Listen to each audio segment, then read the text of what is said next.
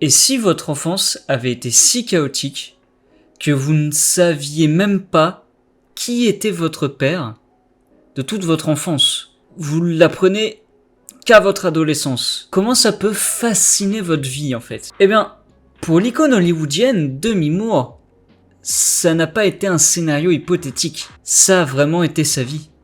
Elle n'a appris qui était son père qu'à partir de l'adolescence. Aujourd'hui, nous plongeons dans la vie tumultueuse d'une star d'Hollywood des années 80 et 90. On va voir comment elle a surmonté toutes les épreuves de la vie et comment elle a pu fonder elle-même une famille. Installez-vous confortablement, car nous allons plonger dans la vie de Demi Moore, une vie qui n'a pas été facile.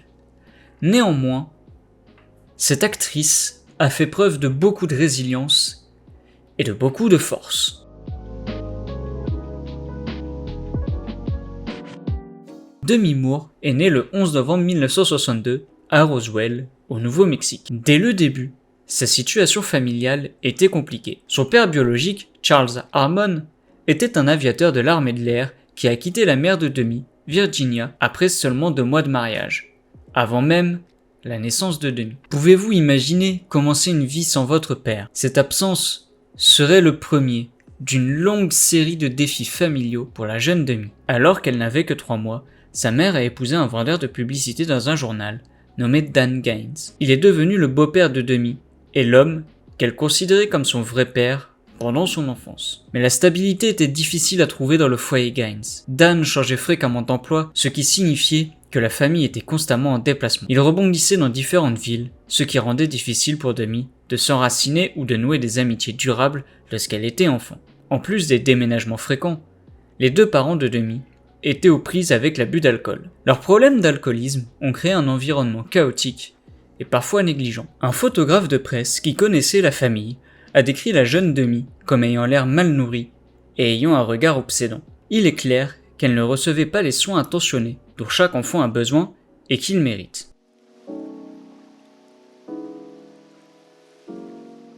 Comme si l'enfance de Demi n'était pas déjà assez turbulente, elle a eu un choc majeur à l'âge de 13 ans. En parcourant des documents familiaux, elle est tombée sur le certificat de mariage de ses parents. La date qui y était inscrite ne correspondait pas. Sa mère et son beau-père s'étaient mariés plusieurs mois après la naissance de Demi. Cette découverte a permis à Demi d'apprendre la vérité. Dan Gaines n'était pas son père biologique. Découvrir que l'homme que vous pensiez être votre père n'est en fait pas l'homme qu'il était a dû être incroyablement déroutant et blessant. Demi a déclaré que, malgré cette révélation, elle considérait toujours Dan Gaines comme sa véritable figure paternelle. Mais le fait d'apprendre sa véritable filiation à un âge aussi vulnérable a probablement contribué à son sentiment d'instabilité et à la remise en question de son identité.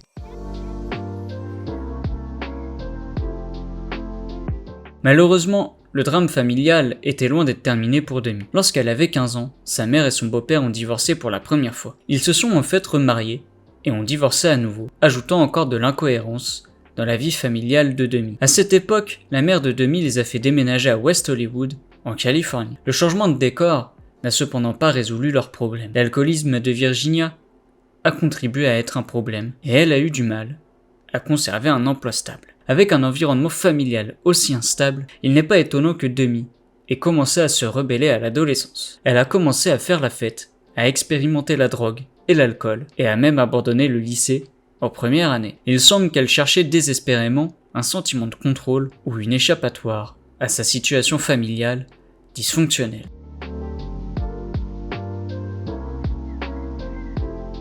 Malheureusement, les choses allaient empirer avant de s'améliorer. Dans ses mémoires de 2019, Inside Out, Demi a révélé un incident traumatisant de son adolescence. Elle a écrit qu'à l'âge de 15 ans, elle avait été agressée sexuellement par un homme qui prétendait avoir payé sa mère pour avoir accès à Demi. Rien que de lire ça, c'est horrible. Déjà, n'importe quelle femme, ou homme, parce que ça arrive, mais ça arrive plus chez les femmes, malheureusement, c'est un traumatisme, enfin ça devrait pas arriver. Et surtout que là, si c'est vrai ou pas, déjà l'alcoolisme de sa mère, mais si vraiment elle a accepté de l'argent et pour ça, pour ce qui s'est passé. Enfin, je veux bien qu'on soit désespéré, qu'on ait besoin d'argent. Mais non, là c'est juste inimaginable en fait. Je vois pas comment on peut avoir cette idée-là.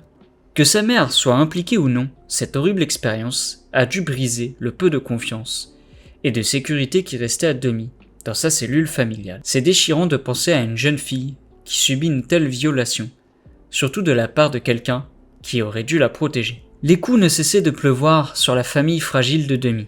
En 1980, alors qu'elle avait 17 ans, son beau-père, Dan Gaines, s'est suicidé. Perdre la seule vraie figure paternelle qu'elle ait connue, d'une manière aussi tragique, a été une autre perte profonde à laquelle Demi a dû faire face. Avec tant d'instabilité et de traumatisme au cours de ses années de formation, il est remarquable que Demi ait pu persévérer et construire une vie et une carrière réussie. Mais elle a continué à faire face à des défis relationnels alors qu'elle entrait dans l'âge adulte et la célébrité.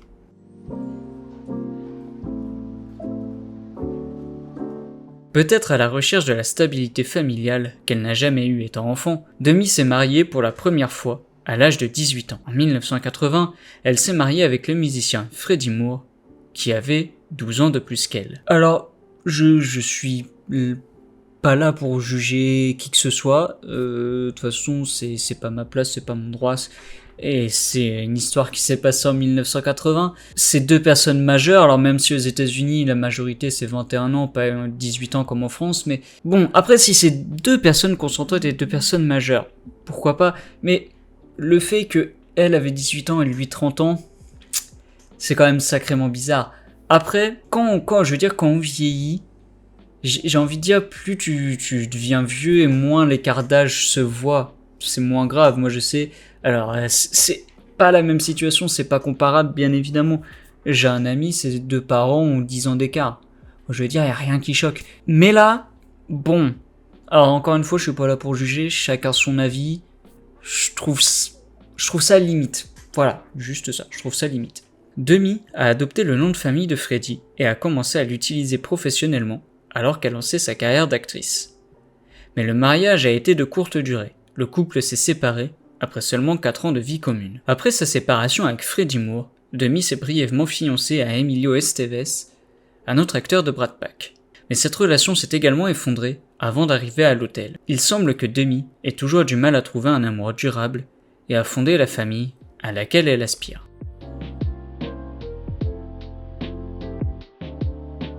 En 1987, à l'âge de 25 ans, Demi s'est mariée une seconde fois avec la star de cinéma Bruce Willis. Cette relation s'est avérée beaucoup plus significative et durable. Le couple a rapidement fondé une famille ensemble, accueillant 3 filles au cours des 6 années suivantes: Rummer, Scout et Tallulah. Pendant un certain temps, il semblait que Demi avait enfin atteint la vie de famille heureuse qui lui avait échappé en grandissant. Elle et Bruce étaient l'un des couples les plus puissants d'Hollywood à la fin des années 80 et 90. Ils ont équilibré leur carrière dans les films à succès avec l'éducation de leurs filles, partageant leur temps entre Los Angeles et un ranch dans l'Idaho. Mais des fissures ont fini par apparaître dans l'union Willis-Moore. Le couple a annoncé sa séparation en 1998, après 11 ans de mariage. Le divorce a été finalisé en 2000. Bien que la séparation ait sans doute été douloureuse, Demi et Bruce ont réussi à maintenir une amitié admirablement étroite et une relation de coparentalité au fil des ans.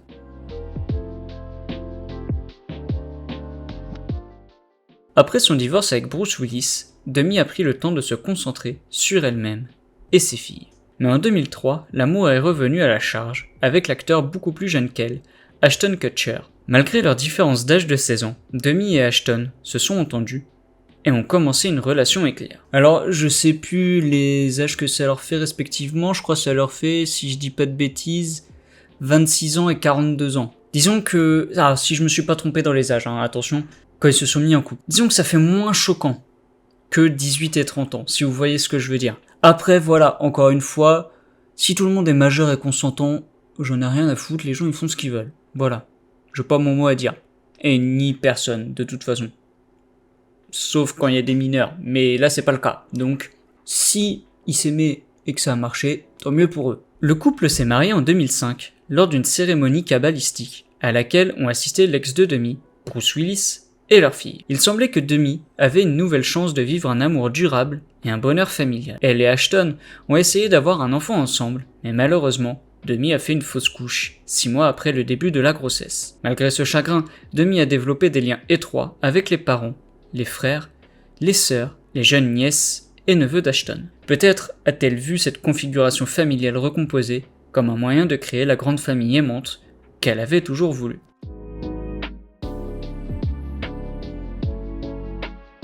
Malheureusement, le mariage de Demi avec Ashton Kutcher se termina également par un divorce après 6 ans de vie commune. Des rumeurs d'infidélité de la part d'Ashton circulaient et la relation était apparemment tendue depuis un certain temps. Chaque fois que je dis Ashton Kutcher, j'ai toujours peur de faire comme le mec qui fait voilà, le Machu Picchu. Ah voilà, Machu Picchu. Et voilà, la Pour de Tease, la Curaille de Mine, la Flagada Sensemilia, le Pantalon de Paris, et les statues de l'île de Nouvel An, comme ça on a tout. La rupture a durement touché Demi. Après des années de sobriété, elle a rechuté dans la toxicomanie, alors qu'elle luttait pour faire face à la séparation. Sa santé a décliné et sa relation avec ses filles est devenue tendue pendant cette période difficile. Cela a dû donner l'impression que l'histoire se répétait pour Demi. Un autre mariage raté, une autre famille déchirée. La douleur de son instabilité d'enfance semblait se répercuter dans ses relations d'adulte.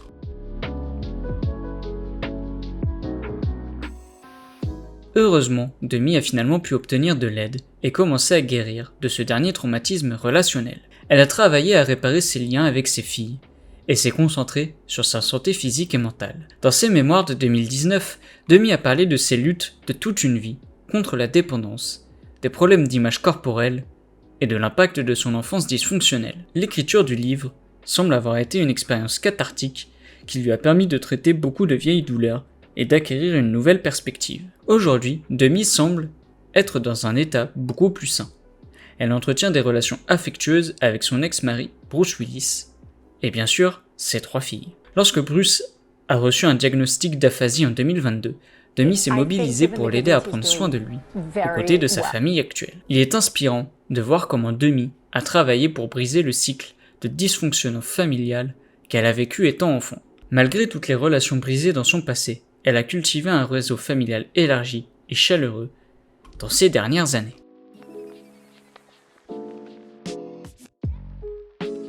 Maintenant que nous avons couvert les événements majeurs de la vie personnelle de Demi, regardons comment son contexte familial a influencé son parcours professionnel. Malgré son enfance instable, ou peut-être à cause d'elle, Demi a montré une volonté féroce de réussir dès son plus jeune âge. Après avoir abandonné le lycée, elle s'est essayée au mannequinat et a décroché quelques petits rôles d'actrice. Sa grande percée est arrivée en 1981 lorsqu'elle a décroché un rôle dans le feuilleton Hôpital Central. À partir de là, la carrière de Demi a décollé rapidement.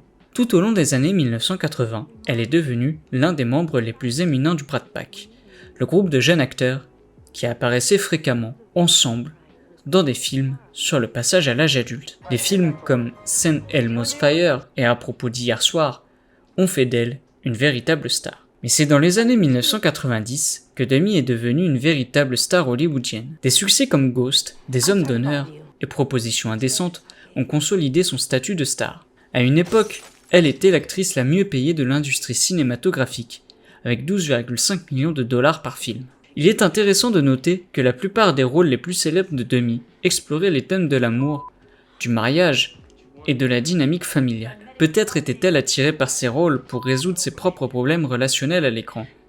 Ses performances brutes et émotionnelles semblent certainement puisées dans une source profonde d'expérience personnelle.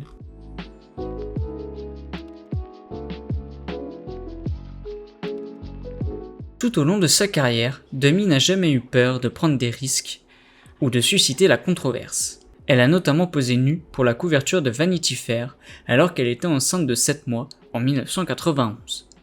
Cette image saisissante a remis en question les conventions entourant la représentation du corps des femmes enceintes. Elle a continué à repousser les limites avec des rôles provocateurs dans des films comme Striptease et À armes égales. Bien qu'il n'ait pas toujours rencontré un succès critique, ses choix audacieux ont montré la volonté de Demi d'être vulnérable et de se remettre en question en tant qu'actrice. Certains ont émis l'hypothèse que le confort de Demi avec la nudité et la sexualité à l'écran provenait du manque de limites qu'elle a connu dans son foyer d'enfance dysfonctionnelle. Se dévoiler entièrement devant la caméra a peut-être été une sensation de libération comparée au secret et à la honte de ses premières années.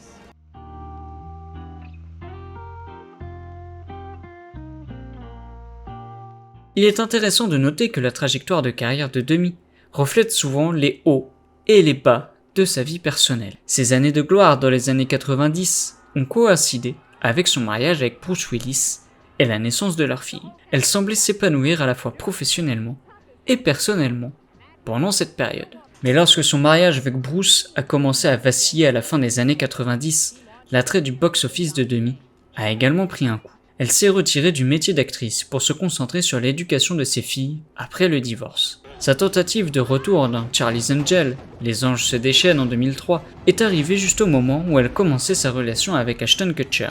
Au cours de son mariage avec Ashton, Demi a joué moins de rôles d'actrice et s'est davantage concentrée sur le travail de production et sa vie de famille. Après leur séparation, elle s'est à nouveau retirée des projecteurs pour faire face à des problèmes personnels avant de faire un nouveau retour en force dans sa carrière ces dernières années.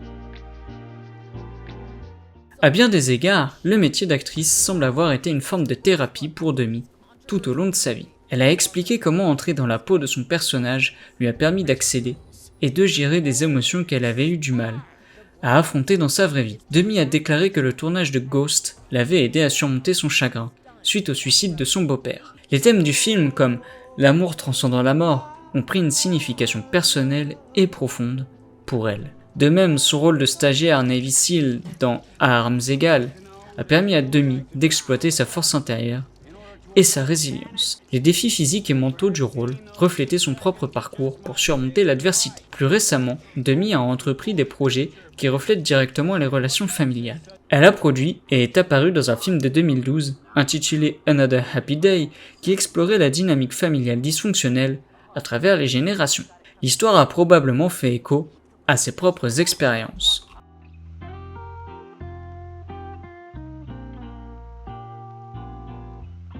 Bien sûr, nous ne pouvons pas parler de l'histoire de la famille de Demi sans considérer comment elle a affecté ses trois filles. Rummer, Scout et Tallulah Willis ont grandi sous les projecteurs en tant qu'enfants de deux grandes stars du cinéma. Bien qu'elles aient certainement eu de nombreux privilèges, les filles ont également dû faire face à l'intense surveillance des médias sur leur famille. Les relations très médiatisées et les luttes personnelles de Demi ont été évoquées dans les tabloïds tout au long de leur enfance. Les trois filles ont été franches sur les défis de grandir avec des parents célèbres qui avaient une relation compliquée. Elles ont parlé de la pression ressentie pour avoir une certaine apparence et agir d'une certaine manière aux yeux du public. Les filles Willis ont également été ouvertes sur leur propre lutte avec l'image corporelle, la toxicomanie et les problèmes de santé mentale qui semblaient faire écho à certaines des batailles de Demi. Mais elles ont également loué la force de leur mère et lui ont attribué le mérite de l'avoir enseigné d'importantes leçons sur l'amour de soi et la persévérance.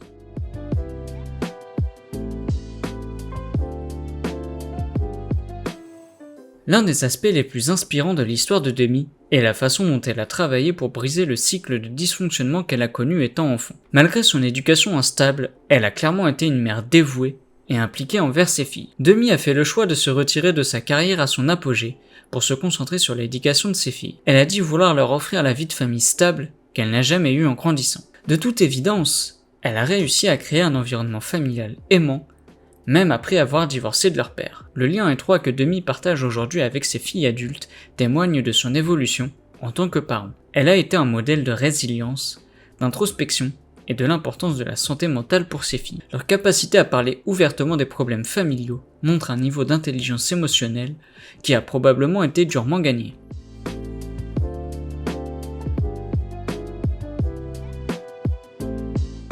Une autre façon pour Demi de surmonter son histoire familiale difficile est de créer un réseau familial élargi unique au cours de ces dernières années. Malgré 2 divorces, elle a maintenu des relations chaleureuses avec Bruce Willis et Ashton Kutcher. Demi et Bruce, en particulier, ont été félicités pour leur coparentalité amicale au fil des ans.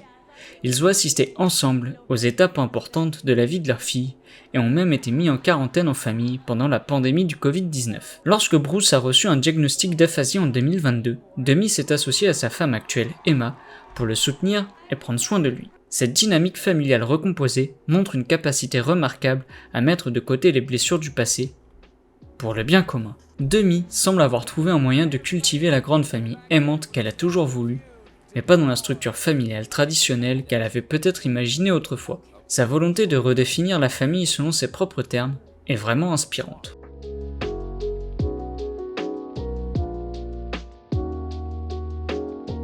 Ces dernières années, Demi est devenue de plus en plus ouverte sur le partage des parties douloureuses de son passé. Ses mémoires de 2019, Inside Out, ont été dévoilées en détail bon nombre de ses traumatismes d'enfance et de ses difficultés d'adulte. L'écriture du livre semble avoir été une expérience cathartique qui a permis à Demi de traiter de nombreuses vieilles blessures. Elle a dit qu'elle espère que son histoire pourra aider d'autres personnes qui ont connu des dysfonctionnements familiaux ou des problèmes de dépendance similaires. En disant sa vérité, Demi contribue à briser les stigmates autour de sujets tels que la négligence infantile, la toxicomanie et la santé mentale. Sa vulnérabilité donne aux autres la permission d'être honnêtes sur leurs propres défis familiaux.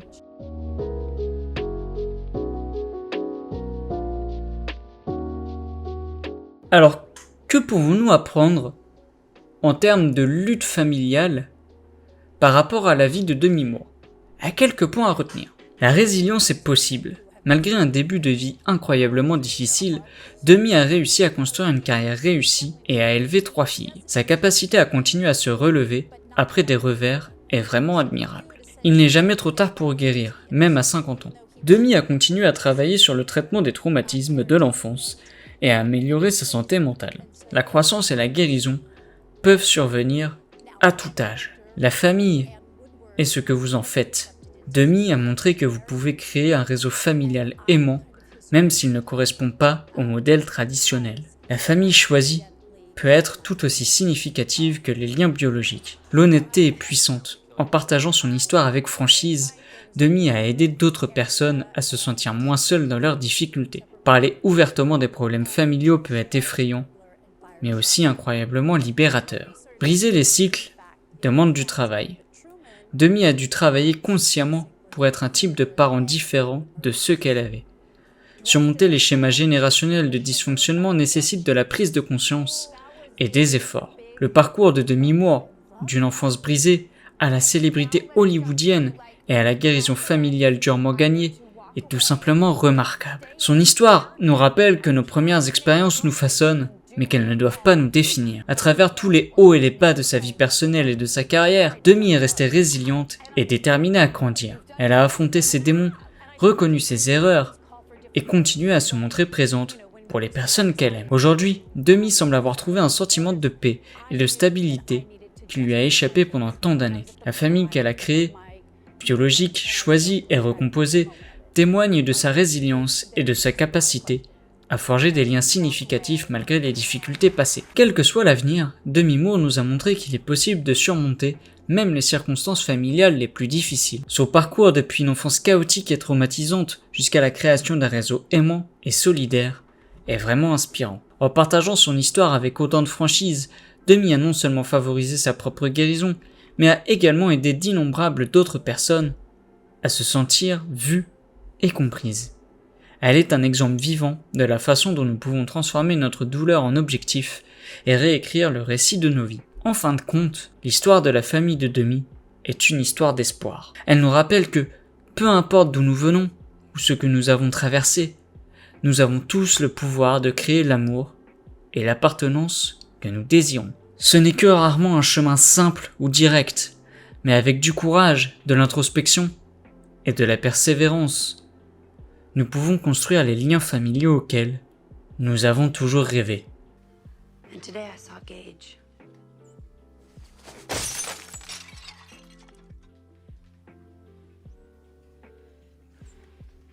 Thank you for your trust, David, and for listening.